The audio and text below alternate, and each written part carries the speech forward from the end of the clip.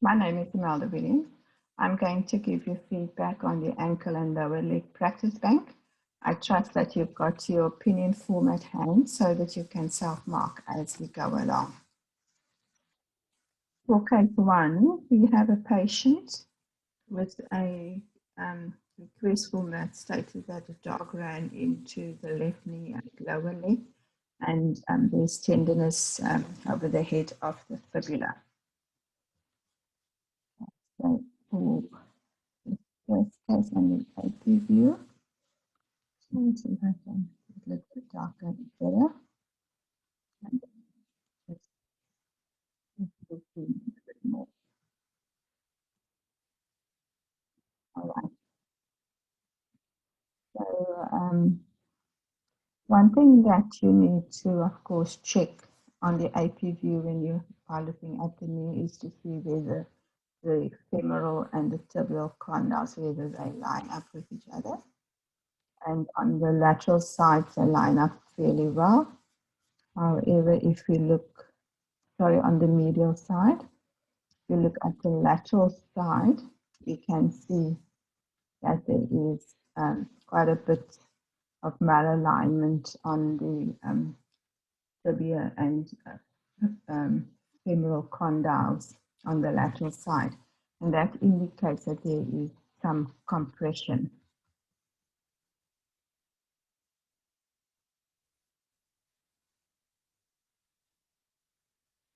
I just want to zoom in a little bit more so that we can look at the that's now gone.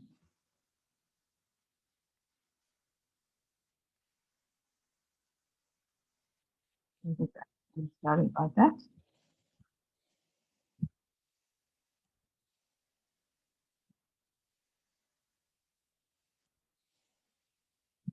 You can now see that there is a lucency, so there's a fracture line that extends through the lateral part of the tibial plateau. The femoral head is hidden, so we can't see whether there's any fracture of the head of the fibula. Okay, let's now look at the lateral view.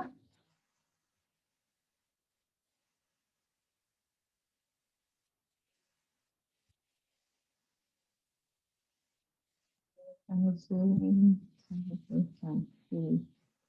This is a new part now that we know that the pathology is there. Difficult to see the fracture on the lateral view. However, what we can see is that there is lipohematosis. So we've got this triangular lucency just superior to the patella, and that is a clear sign that there is a fracture. So on our opinion form then, the alignment has been affected as we saw on the AP of the knee. The bone has a fracture. It affects the knee joint, and of course there's the soft tissue signs. So all of those ABC should be ticked. And the overall opinion then is that there is a displaced fracture of the lateral tibial plateau, and there is lipohematosis.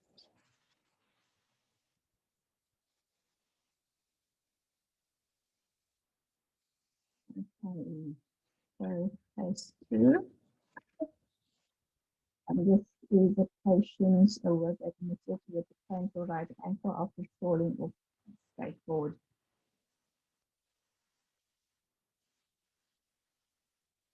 Okay, so if we look, let's start off with the AP view. Let's just go into the AP view first.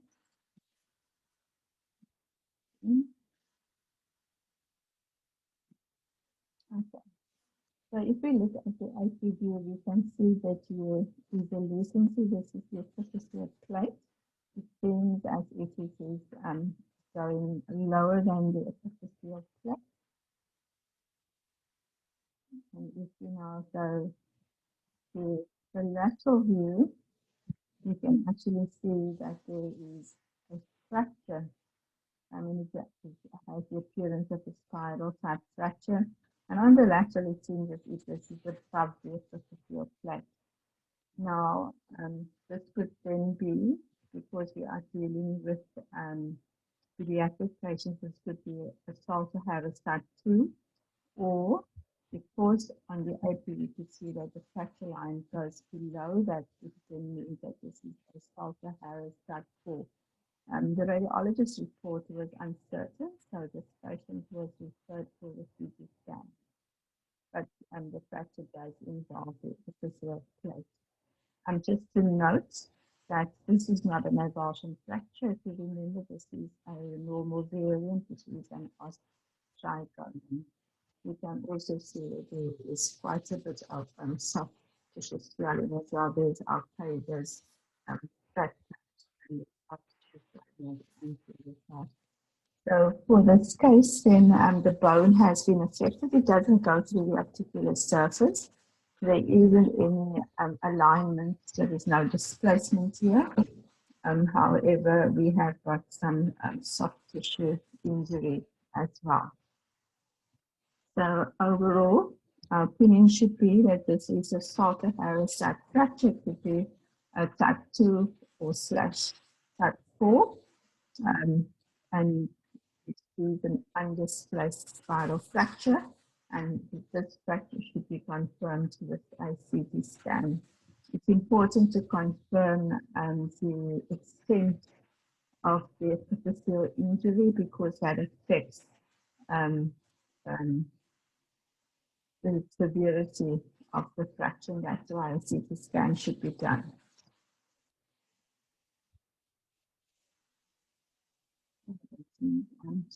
There was quite a number of X-rays on this one, but I'm going to go through it one by one. So on the APG, before I do that, this is a patient who, look, if you see a picture wall now, has a left leg deformity, and it's quite clear that the tibia has got multiple loosened lines. So we can see that there is a comminuted fracture. It doesn't appear as if it's displaced heavily. We can just see if I can, yeah. So this is showing now the ankle joint as well. Of course, it's important with the tib and foot because there are ring-like structures that we showed both the knee as well as the ankle joint, especially if you have got such a severe injury. And in this image, we can see that the fracture is above the ankle joint with the tibia. The fibula does seem as if there might be something going on there. The ankle joint itself seems fairly intact. Okay, so if we now look at the lateral view, let's just put that a little bit with the windowing. Okay.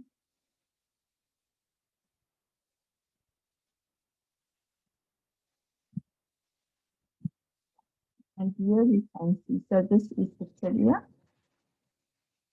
and that is the fibula sticking out. So there is a fracture of the fibula as well. We couldn't see it that well on the APG. You can see that there is just some mild displacement, and definitely the fractures are comminuted and it does not affect the articular surface. Okay.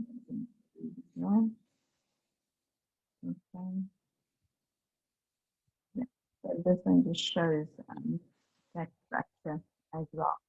So overall, with this patient, they are mildly displaced comminuted fractures of the tibia and through the distal mid-shaft through the distal third, and there's also a fracture of the distal fibula. Moving into case 4. And the case 4 we had it before of an increased patient twisted the ankle. Okay, so let's see if we can get that. So this is again. Voilà. So on this IP view, I think it's quite clear that there is, and this is the osteoporotic bone. And then obviously there is structures of the lateral and the medial malleola, of the posterior malleola, and then also of the distal fibula, and then also this complete disruption of the ankle joint. And let's just look now at the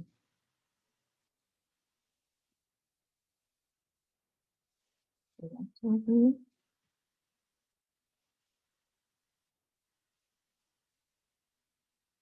So on the lateral view, you can see the talus is not affected. And then the lateral view doesn't tell us that much, but we can see that the bone is quite osteoporotic, and we can also see there's an incidental finding of a calcaneal spur. So just going back to the AP view then. So overall, the alignment has been affected, the bone is affected, the joint is affected, and there's of course a lot of soft tissue swelling here. There's extensive fracture dislocation here of the right ankle. The distal fibula has an oblique fracture, and there's also valgus angulation of the distal fragment. And then there's a transverse fracture of the medial malleolus, and there's dislocation to the tibial talar articulation with lateral displacement of the talus, and it's almost a displacement with half the mortise joint, so it's quite an extensive fracture dislocation of the ankle joints. Final case.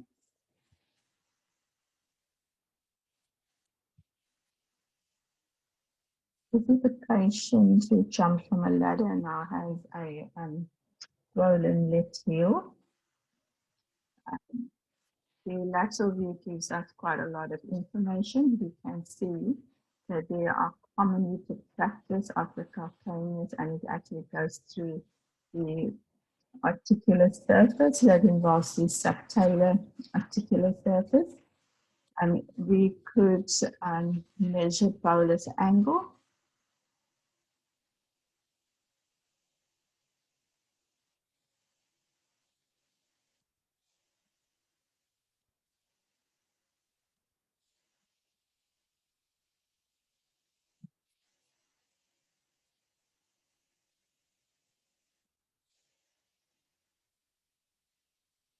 And you can see that bolus angle is a very flattened angle. It's 27 degrees. So it's a compression fracture as well.